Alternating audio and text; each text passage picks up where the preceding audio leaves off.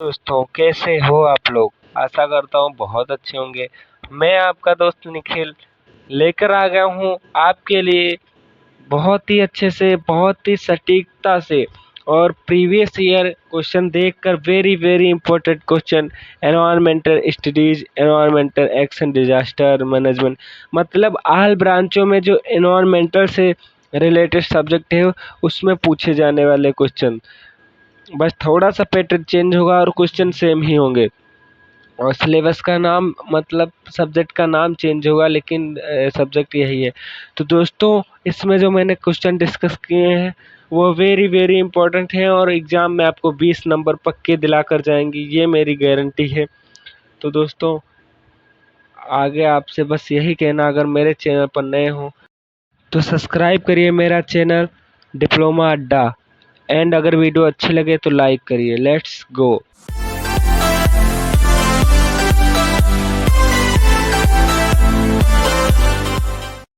दोस्तों, आज का हमारा पहला टॉपिक है describe the effect of deforestation. मतलब जंगल वनों की कटाई के क्या दुष्प्रभाव मतलब क्या प्रभाव पड़ता है। तो देखिए इसे देखते हैं कि क्या होता है। वनों की कटाई यानी डिफॉरेस्टेशन का कई स्तरों का पर नकारात्मक प्रभाव पड़ता है। मतलब ये बोल रहा है कि वनों की कटाई का कई स्तरों पर नकारात्मक प्रभाव पड़ता है, जैसे कि पर्यावरण पे, आर्थिक और सामाजिक। नीचे प्रमुख प्रभाव दिए गए हैं, जिसका प्रभाव है जो पर्यावरणीय, आर्थिक, सामाजिक तो प्रभाव नीचे दिए गए हैं। तो पहला हम देखते हैं इसमें पर्यावरणीय प्रभाव, जिसमें पहला पॉइंट है हमारा जलवायु परिवर्तन। जलवायु परिवर्तन मतलब क्लाइमेट चेंज, इंग्लिश में इसे बोलते हैं। देखो, पेड़ जो होते हैं कार्बन डाइऑक्साइड अवशोषित करते हैं, पेड़ कार्बन डाइऑक्साइड अवशोषित करते हैं। पेड़ों की कटाई से यह गैस वातावरण में बढ़ जाती है, जिससे ग्लोबल वार्मिंग होती है। जैसे कि हम लोग ऑक्सीजन लेते हैं और कार्बन डाइऑक्साइड छोड़ते हैं, और जो कार्बन डाइऑक्साइड होती है हमारी बॉडी के लिए मतलब खतरनाक होती है।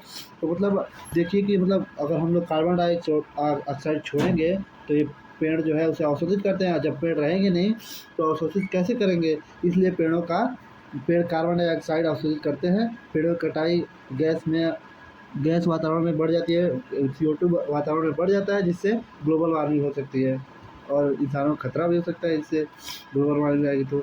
दूसरा होता है मृदा अपरदन। दूसरा पॉइंट है सॉइल इरोजन मतलब मृदा अपरदन। पेड़ मिट्टी को बांध कर रखते हैं, मतलब इसका मतलब पेड़ मिट्टी को जो बांध कर रखते हैं। जब पेड़ कट जाते हैं तो बारिश में मिट्टी बह जाती है।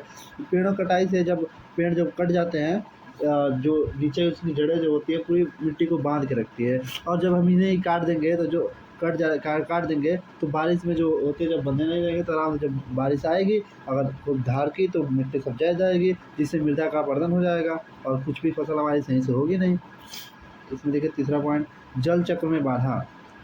वनों की कटाई से वर्षा में कमी आती है। वनों की कटाई जो होती है वर्षा में भी कमी कर जाती है, क्योंकि पेड़ वाष्पीकरण के जरिए बादल बनाने में मदद करते हैं।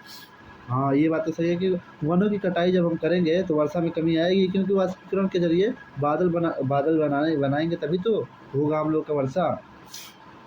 जब चौथा पॉइंट देखते हैं जैव विविधता की हानि। जैव विविधता की भी हानि होती है। जंगलों में अनेक पशु पक्षी और पौधे की प्रजातियां रहती हैं, उनके आवास खत्म होने से विलुप्त हो जाते हैं। ये भी बात है कि जंगल अगर काट देंगे हम तो अनेक पशु पक्षी रहते हैं और पौधे की प्रजातियां भी रहती है। अगर काट देंगे तो फिर हम नया नया वो सब उनकी प्रजातियां भी समाप्त हो जाएगी और नया नया पौधे भी नहीं हो पाएंगे। और अभी आप लोगों ने देखा भी होगा कि वनों के कटने और जलने से कितने जानवर और पक्षी वगैरह सब गांव में आ गए थे घूम के, वहाँ से जंगल जंगल कटने की वजह से।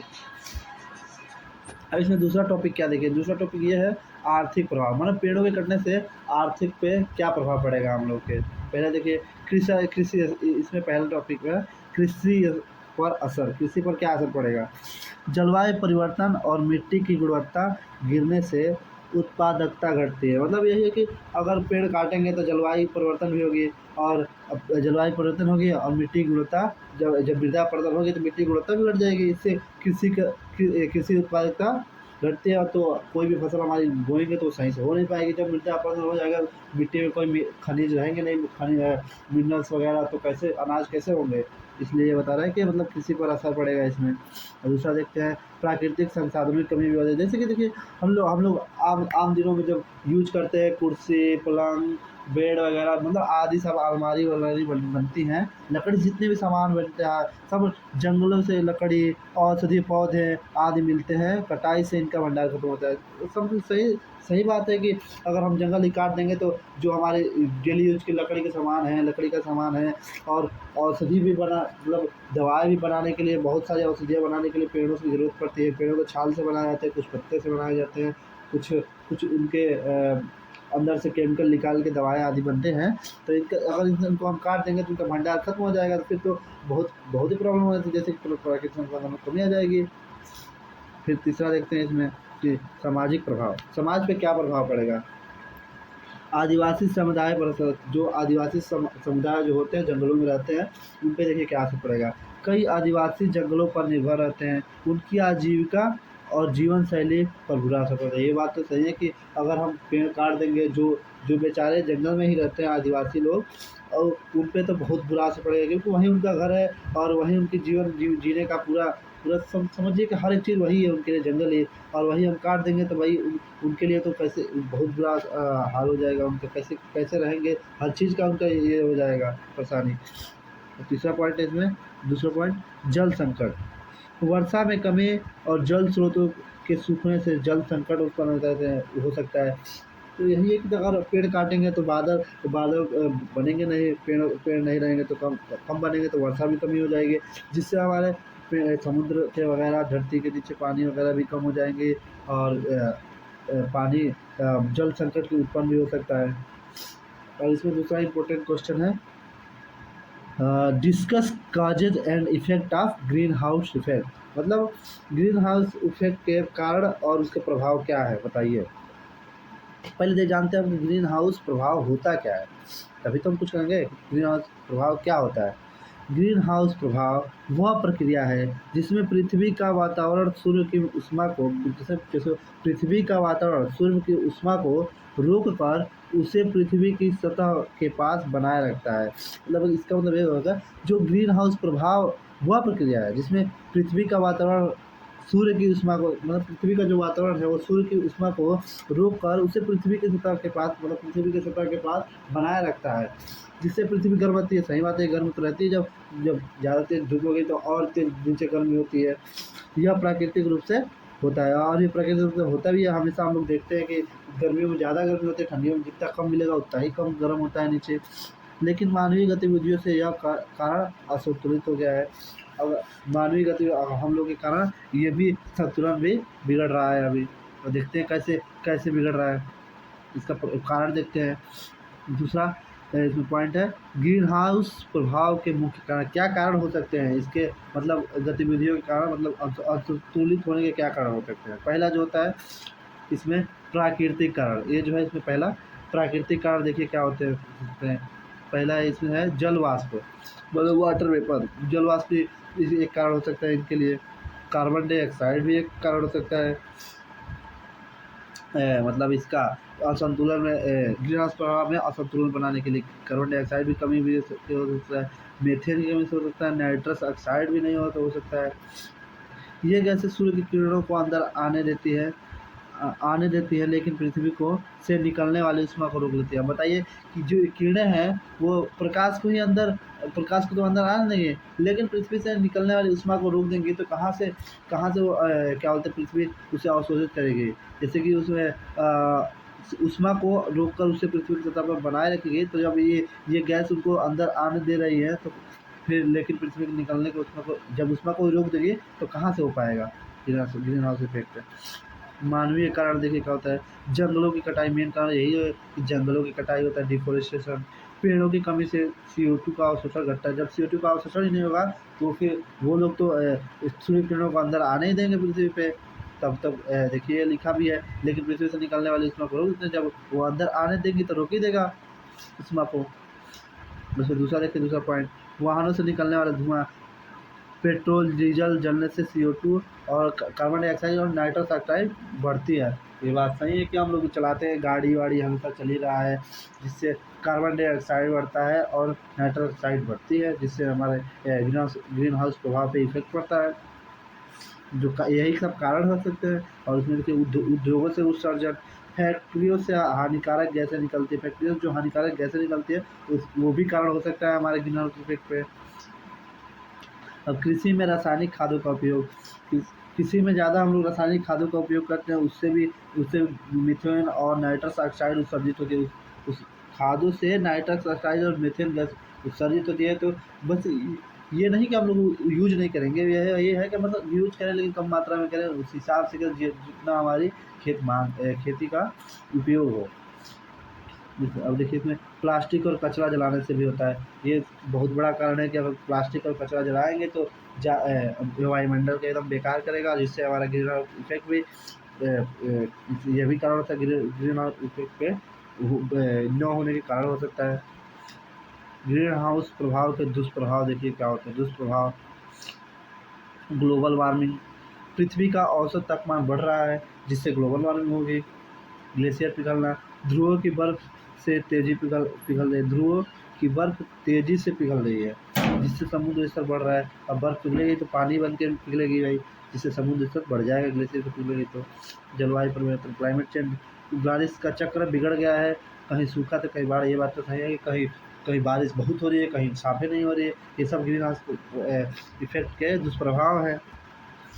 प्राकृतिक आपदाओं में वृद्धि, प्राकृतिक आपदाएं जैसे कि तूफान, चक्रवात, हीट वेव आदि बढ़ रहे हैं। सही बात है, अगर ग्रीन हाउस इफेक्ट नहीं होगा तो ऐसा ही होगा। और तीसरा इसमें देखिए आगे, जैव विविधता की हानि, जैव विविधता की भी हानि सबसे बहुत सी प्रजातियाँ विलुप्त हो रही है इसी की वजह से, ग्रीन हाउस इफेक्ट की वजह से, इसके दुष्प्रभाव की वजह से विलुप्त हो रही है बहुत सारी प्रजातियाँ। खेती और खाद्य सुरक्षा पर भी असर पड़ सकता है, जिसमें मौसम में असंतुलन से फसलें प्रभावित होती हैं। मौसम में अगर बिगड़ाव होगा तो कैसे हमारा, जैसे कि हम लोग को चाहिए कम बारिश, तो एकदम बारिश से आ जाए तो सारा फसल ही रह जाएगा, तो फिर क्या फ़ायदा हम लोग खेती करने का। तो वही बता रहा है कि खेती और खाद्य सुरक्षा पर भी असर पड़, इसके भी प्रभाव हो सकते हैं। अब तीसरा क्वेश्चन देखते हैं, इंपॉर्टेंट क्वेश्चन है ये भी, discuss one method of influential treatment plant and reuse of treated water. मतलब इसके इसके इन्फ्लुएंट मतलब प्रभावी उपचार, और इसके जो वाटर जल के जो ट्रीटेड वाटर होता है, मतलब उपचारित जल होता है, उसके प्रभावी उपचार क्या होते हैं, उसका उसका रीयूज और उसके वाटर बताइए। तो देखिए यह विषय सामान्यतः अपशिष्ट जल के शुद्धिकरण से जुड़ा हुआ है होता है। नीचे इसकी विधि उपयोग में दिए गए हैं, विधि और उपयोग दिए गए हैं। इसके रीयूज और विधि देखिए क्या होते हैं। पहला होता है प्रभावी उपचार विधि में देखते हैं, इन्फ्लुएंट ट्रीटमेंट प्रोसेस। उपचार की प्रक्रिया 4 चरणों में होती है। 4 कितने चरणों में, 4 चरण में इसकी उपचार की प्रक्रिया होती है। मतलब ट्रीटेड वाटर के, जैसे वाटर ट्रीट होता है, मतलब वाटर का उपचार कैसे किया जाता है, बेकार वाटर का, वेस्ट वाटर का। प्राथमिक उपचार में क्या होता है, ठोस कचरे को छान कर हटाया जाता है, जिसमें और वाटर है उसमें हम प्लास्टिक वगैरह जो भी है वो छान के सब हटा दिए जाते हैं। तलछट बनने वाली चीज़ें नीचे बैठ जाए, और उसमें जो तलछट मतलब तेली वाली चीज़ें होती हैं वो सब नीचे बैठ जाती हैं। द्वितीय क्वेश्चन, और दूसरा उपचार देखते हैं इसमें क्या होता है, सेकेंडरी ट्रीटमेंट। इसमें जैविक विधि बायोलॉजिकल मेथड से जल को शुद्ध किया जाता है, जैविक विधि और बायोलॉजिकल मेथड से जल को शुद्ध करते हैं। बैक्टीरिया और माइक्रोस्कोप गंदगी को खा जाते हैं, जिसमें बैक्टीरिया और माइक्रोस्कोप भी यूज करते हैं। और बायोलॉजिकल के द्वारा मतलब जो माइक्रोब्स और बैक्टीरिया जो उसमें डाले जाते हैं वो गंदगी को भी साफ कर देते हैं।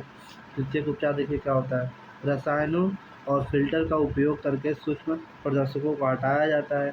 रसायन मतलब बहुत तरह के केमिकल्स और फिल्टर का प्रयोग करके सूक्ष्म प्रदर्शकों जो होते हैं उनको भी हटाया जाता है। जल को यूवी क्लोरीन ओजोन से कीटाणु रहित किया जाता है। जल को मतलब जो भी क्लोरीन या ओजोन से कीटाणु रहित, मतलब कीटाणु को हटाया जाता है। कीचड़ प्रबंधन डी होता है। स्लज मैनेजमेंट, उपचार के दौरान ठोस निकले कचरे को जैविक खाद या ईंधन में बदला जाता है, और उससे जो ठोस जो कचरा निकलता है जल से, उसे जैविक खाद में बदल देते हैं, ईंधन में बदल देते हैं, जलाने का काम भी कर देते हैं। दूसरा होता है उपचारित जल का प्रयोग। ट्रीटेड वाटर के क्या उपयोग है देखिए। अगर जो जल ट्रीट किया जाता है उसे किसी सिंचाई में भी उपयोग कर सकते हैं। उद्योगों में मशीन ठंडा करने के लिए भी मशीन ठंडा करने या साफ सफाई में भी यूज कर सकते हैं इसे। बागवानी और पार्कों में सिंचाई के लिए भी इसे यूज कर लेते हैं ट्रीटेड वाटर का। शौचालय फ्लशिंग का ये बात नहीं है कि मतलब वो एक तरह से वो पीने योग्य भी हो सकता है अगर उसे हम अच्छे से फ़िल्टर करें तब। लेकिन ये जो मेन है इसे कहाँ-कहाँ ये मेन यूज़ होते हैं। जैसे शौचालय फ्लशिंग या शौचालय साफ़ करने में यूज़ कर सकते हैं। निर्माण कार्य में अगर कोई घर और बिल्डिंग नहीं बन रहा है तो उसमें हम उस पानी का यूज़ कर सकते हैं। भूजल पुनर्भरण में अगर कुछ कहीं ग्राउंड में पानी भरना हो तो वहाँ भी भर सकते हैं। उपयुक्त उपचार के बाद कभी-कभी पीने योग्य भी बनाया जैसे कि एक सिंगापुर है, सिंगापुर में इस पानी को पीने योग्य बनाया जाता है, उसे फ़िल्टर वगैरह करके तो कैसे भी करके सारे कीटाणु को निकाल के डिस वन एयर पॉल्यूशन कंट्रोल इक्विपमेंट मतलब एक एयर पॉल्यूशन को कंट्रोल करने का एक यंत्र बताइए क्या होता है? इसके बारे में बताइए पूरा। तो हम लोग एक नहीं पूरा जितना है उसको सारा पढ़ेंगे। वायु प्रदूषण को नियंत्रित करने के लिए विभिन्न प्रकार के यंत्रों और तकनीकों का उपयोग किया जाता है। मतलब वायु प्रदूषण को कम करने के लिए विभिन्न प्रकार के यंत्रों और तकनीकों का उपयोग किया जाता है।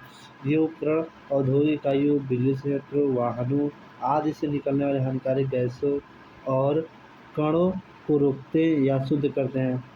जो ये होते हैं औद्योगिक इकाइयों, बिजली संयंत्र, वाहनों से आदि से हानिकारक जो गैसें निकलती हैं और वायुमंडल को हमारे हवा में जाके और गंदगी करती हैं, उसको पॉल्यूशन लगाती हैं, उन सबको शुद्ध करते हैं या फिर उनको रोकते हैं। मुख्य वायु प्रदूषण नियंत्रक उपकरण, उसके क्या-क्या एयर पॉल्यूशन कंट्रोल डिवाइस क्या-क्या हो सकते हैं? पहला देखिए क्या है इसमें डिवाइस में साइक्लोन सेपरेटर एक है पहला में देखिए। यह यंत्र भारी धूल और कणों को घूर्णन गति घुमावदार हवा से अलग करता है। मतलब ये क्या करता है सिंपली या भारी धूल और कणों जो होती है उनके घूर्णन गति से घुमावदार हवा जो होते हैं उससे अलग कर देता है घूर्णन गति के द्वारा धूल के कणों से को भारी धूल होते हैं उनको भी और कणों को भी। यह सरल और कम लागत वाला उपकरण है मतलब ये सबसे आसान और सबसे कम व्यय में भी जो आराम से हो जाए, सबसे कम खर्चा भी लगता है इसमें। दूसरा इलेक्ट्रोस्टैटिक प्रिसिपिटेटर, इसमें विद्युत आवेश की मदद से धूल के महीन कणों को हटाया जाता है। इसमें विद्युत आवेश जो होते हैं उनकी मदद से धूल के महीन कणों को भी हटा दिया जाता है विद्युत आवेश की मदद मतलब इलेक्ट्रिक चार्ज लगा के धूल के महीन से महीन कणों को हटा दिया जाता है। यह थर्मल पावर प्लांट्स फैक्ट्रियों में उपयोग होता है। यह थर्मल पावर प्लांट के फैक्ट्रियों में उपयोग होता है ये वाला मशीन। बैग फिल्टर है फैब्रिक फिल्टर या बैग फिल्टर से कहते हैं। यह एक प्रकार का फिल्टर सिस्टम है जिसमें कपड़े की थैलियों से धूल कणों को छाना जाता है। यह एक प्रकार का फिल्टर सिस्टम है जिसमें कपड़ों की थैलियों से धूल के कणों को छाना जाता है। धूल के कणों को कपड़ों की थैलियों द्वारा धूल के कणों को छान दिया जाता है जिससे कि हमारा एयर साफ हो जाता है।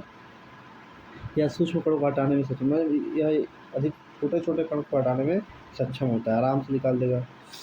स्क्रबर चौथा इसमें होता है स्क्रबर। इसमें जल या अन्य द्रव के माध्यम से प्रदूषकों को हटाया जाता है। तो स्क्रबर में इसमें जल या अन्य द्रव के माध्यम से इसमें पानी या किसी और लिक्विड के द्वारा गैसों से जो प्रदूषक तत्व होते हैं उनको हटाया जाता है।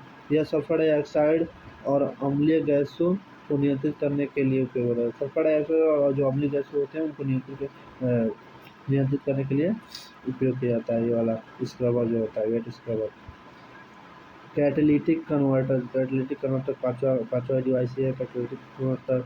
वाहनों में लगाया जाने वाला यंत्र कैटालिटिक कन्वर्टर होता है जो वाहनों में लगाया जाता है जो हानिकारक गैसों मतलब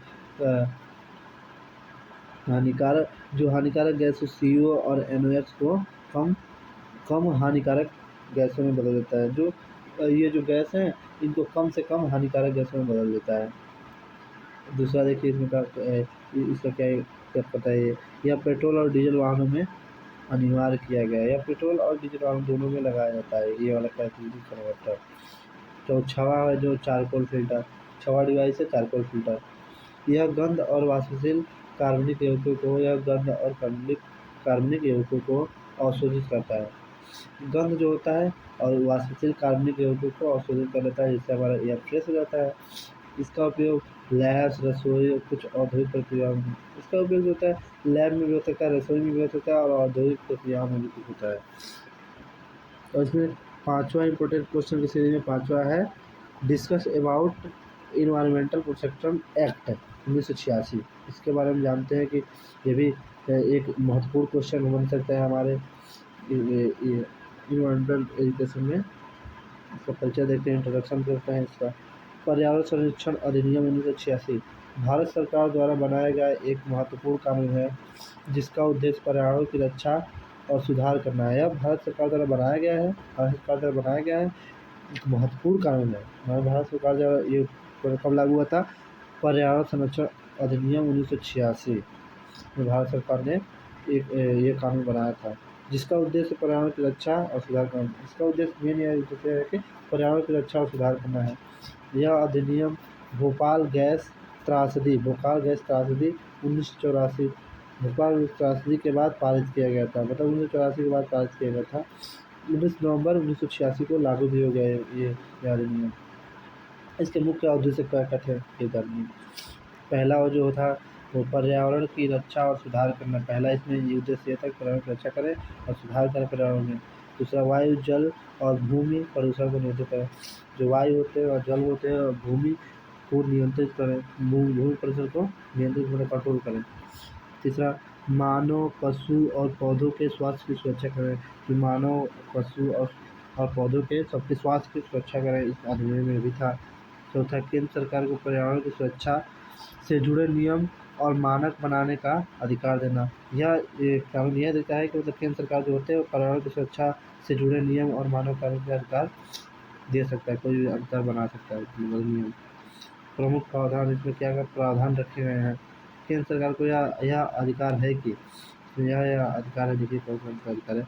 उद्योगों पर नियंत्रण लगा सकती है केंद्र सरकार। प्रदूषक तत्वों की सीमा तय करने के, मतलब कितने प्रदूषण होना चाहिए।